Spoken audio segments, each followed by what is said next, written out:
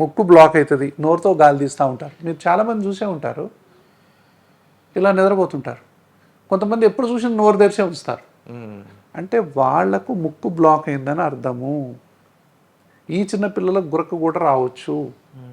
So చిన్నపిల్లల్లో ఉన్నటువంటి ఎలర్జీని వాళ్ళు ఇలాగే సఫర్ అవుతూ ఉంటే, నిత్యం నరకం అనుభవిస్తుంటే ఎంతోమంది డాక్టర్లను మారుస్తారు, ఎన్నో హాస్పిటల్స్ మారుస్తారు, ఎన్నో రకాల మందులు యాంటీబయాటిక్స్ వాడతారు. ఎన్ని చేసినా కూడా ఆ పిల్లలు కొంతమందికి తగ్గదు. ఎందుకంటే కరెక్ట్ కీ పెడితేనే లాక్ ఓపెన్ అయ్యేది. అవును.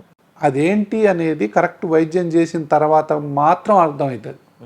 అప్పటిదాకా అర్థం కాదు, తిరుగుతూనే ఉంటారు. అంటే నేను చూసిన వాళ్ళు నెలకు 2-3 సార్లు అడ్మిట్ అయ్యేవాళ్ళని చూశాను. ఓకే. 2-3 సార్లు అడ్మిట్ అంటే ఏముంటుందండి, ఇంకా ఆ ఫ్యామిలీ ఏమన్నా తట్టుకుంటుందా? సంవత్సరానికి 10 సార్లు అడ్మిట్ అవుతారు.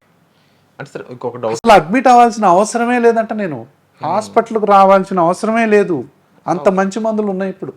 ఓకే. ఈ విధంగా మూసుకున్నటువంటి సిస్టమ్ని, ఆస్మాని ఈ విధంగా చేసే మందులు ఇప్పుడు ఉన్నాయి. ఎలా సార్? కానీ చాలా మందికి తెలియదు, ఇన్హేలర్ రూపంలో ఉన్నాయి. ఇది ఒకటి డస్ట్ మైట్స్ అనేది కామను, బొద్దింకలు, దాని తర్వాత పోలెన్స్, వీటి వల్ల మనకు అలర్జీ వస్తుంది. అదే ఆస్మాకు దారితీస్తుంది. ఓకే. ఇది అలర్జిక్ రైనైటిస్ అంటాం ఇక్కడ ఉంటే.